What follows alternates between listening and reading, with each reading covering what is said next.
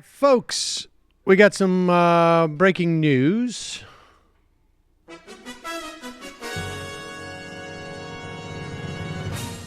And it's good news, so we'll do this.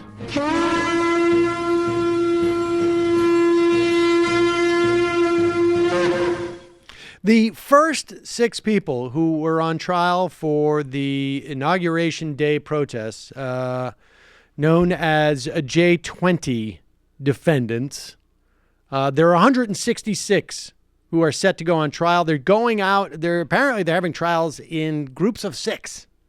So you do the math. That's more than 10. I would say more than 20, actually close to 30 trials, I guess. Somewhere around there, 28 trials.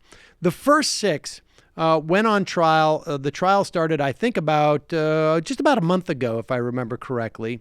And there were initially, some of the people in this group of 6 were basically journalists. They were taking video of the protests.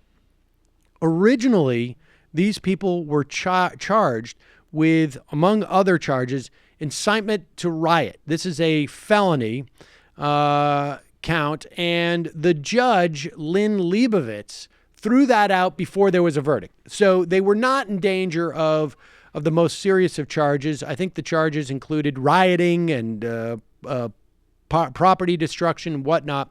One of the key elements of evidence was from those hucksters over at Project Veritas, in quotations. And Project Veritas had apparently sneaked into one of their planning meetings and had them on tape where leaders of these protests were seen. Are you ready for this? Telling other potential protesters to wear comfortable shoes. Surprise, surprise. To kick with? What's that code for? Well, apparently it's code for footwear, broadly speaking. So it wasn't just shoes. It was also comfortable socks. They also did say, hey, don't bring any ID. I guess, I'm not sure what the theory is behind that. I guess it's avoid carrying identification, decline to give your name to police. Because that would make it harder for the police to go after people. You gum up the works. You gum up the works. The video did not show anyone discussing plans of vandalism or rioting, so it was clearly evidence that they were going there to protest, which is a shocking event. The idea that someone would protest Donald Trump. Who could imagine?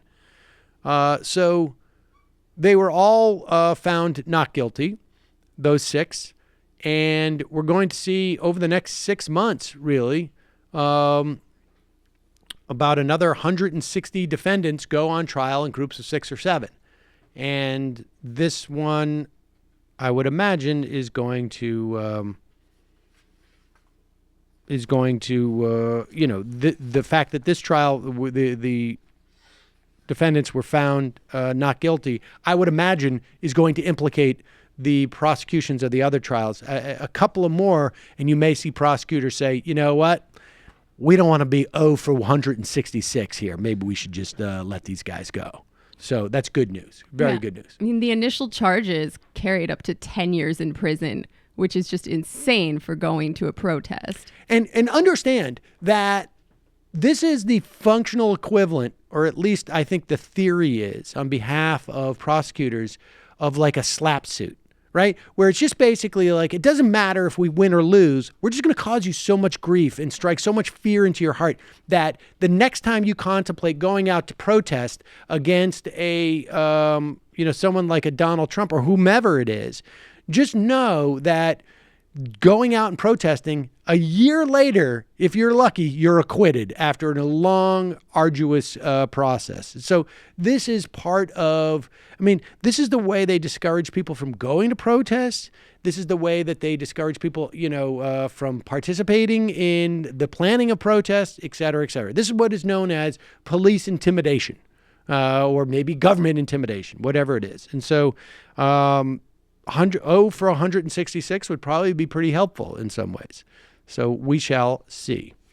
But congratulations to those folks. Good for them. And as far as I'm concerned, they're American heroes.